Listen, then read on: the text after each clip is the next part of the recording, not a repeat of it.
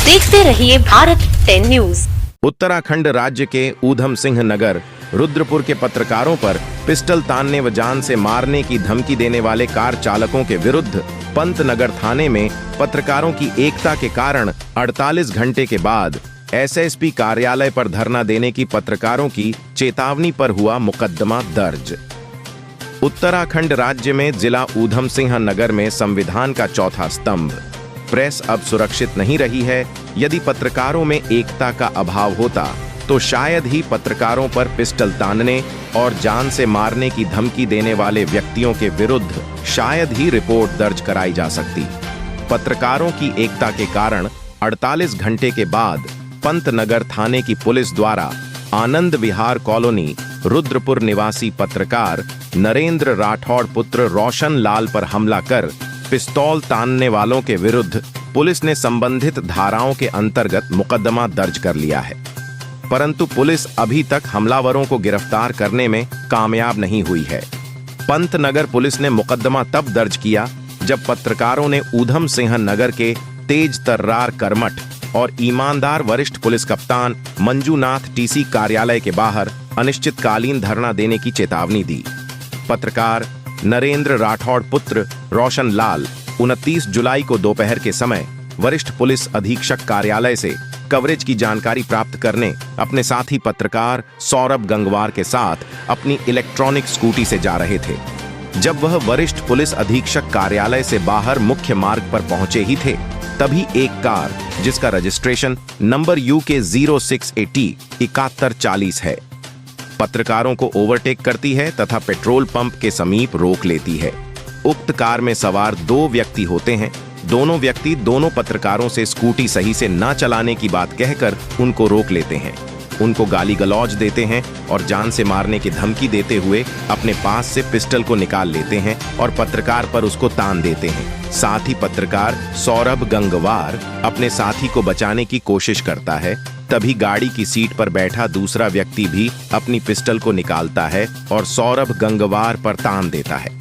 जब लोगों के भीड़ जमा होने लगती है तभी पुलिस को सूचना दे दी जाती है, परंतु हमारे उत्तराखंड राज्य के ऊधम सिंह नगर की पुलिस व्यवस्था इतनी तेज तर्रार कर्मठ और ईमानदार पुलिस अधिकारियों कर्मचारियों से लैस है जो अभियुक्त गणों को इस मामले में पकड़ भी नहीं पाती और वह दोनों व्यक्ति वहां से कार लेकर कुछ दूरी पर चले जाते हैं। कुछ दूरी पर चले जाने के बाद वह पुनः वापस आते हैं और पत्रकारों को धमकाते हुए कहते हैं कि आज तो बच गए, मौका मिलते ही तुमको जान से मार देंगे। जब राज्य के अंदर संविधान का चौथा स्तंभ कहे जाने वाले पत्रकार सुरक्षित नहीं है और उनके हमलावरों पर पुलिस द्वारा तत्काल कार्रवाई नहीं की जाती है, तो आम जनमानस को यह समझना चाहिए कि उनकी हिफाजत सरकार किस तरह से करेगी। हालांकि पंतनगर पुलिस ने पत्रकार नरेंद्र राठौड़ की तहरीर पर मुकदमा दर्ज कर आवश्यक जांच पड़ताल तो आरंभ करने का काम प्रारंभ कर दिया है, क्योंकि हमलावरों का विरुद्ध कार्रवाई न होने पर एसएसपी ऊधम सिंह नगर मंजूनाथ टीसी कार्यालय के बाहर धरना प्रदर्शन करने की चेतावनी पत्रकार प्रेस परिषद इंडिया कुमाऊं मंडल के पत्रकारों ने दी थी। तब पुलिस हरकत में आई। प्रेस परिषद इंडिया कुमाऊं मंडल प्रभारी अशोक गुलाटी, प्रेस परिषद इंडिया कुमाऊं मंडल उपाध्यक्ष अजय गुप्ता,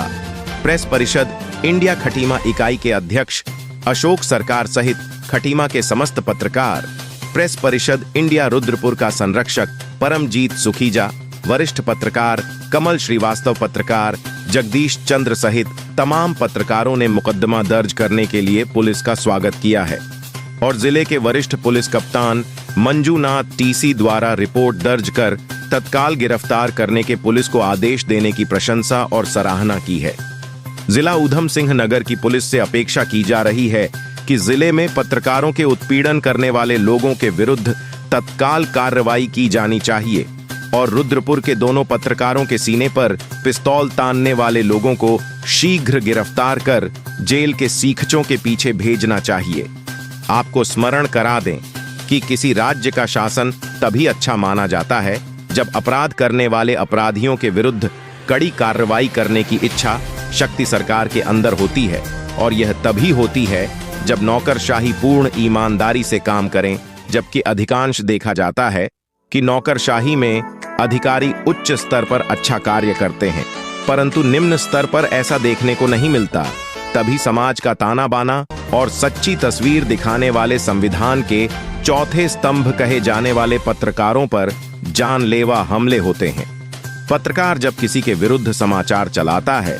तो वह उसका तो दुश्मन होता ही है, परंतु पत्रकार की अपेक्षा प्रशासन से होती है। जब वहां से भी सहयोग नहीं मिलता है तभी संविधान का चौथा स्तंभ सुरक्षित नहीं होता है, जो प्रजातंत्र और लोकतंत्र के लिए बहुत बड़ा खतरा होता है।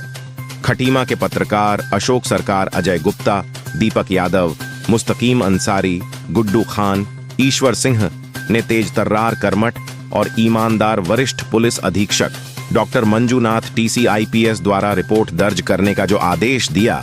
उसके तहे दिल से प्रशंसा और सराहना की है और अपेक्षा की जाती है कि जिले को अपराध मुक्त बनाने और नशा मुक्त बनाने की दिशा में जिस तेजी के साथ अपराधियों की धड़पकड़ हो रही है, ठीक उसी तेजी के साथ दोनों पत्रकारों के सीने पर पिस्टल तानने वाले अभियुक्तों को भी पुलिस शीघ्र से शीघ्र गिरफ्तार करे। भारत 10 न्यूज से गुड्डू खान की रिपोर्ट। हुए हैं और यहाँ आज से 25-30 साल पहले एक हॉकर को एक दरोगा ने जो है बदतमीजी करी थी, उसको 1 घंटे में हम लोगों ने उसको यहाँ से सस्पेंड कर दिया था। और बड़ा ये दुर्भाग्यपूर्ण है जो यहाँ जो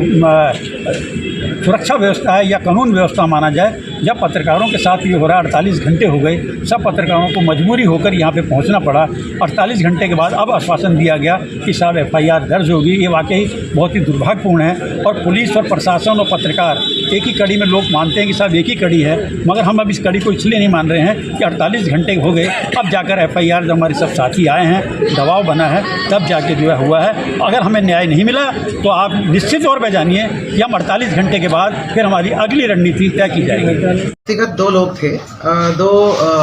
दो थे जो क्या नाम है उनका,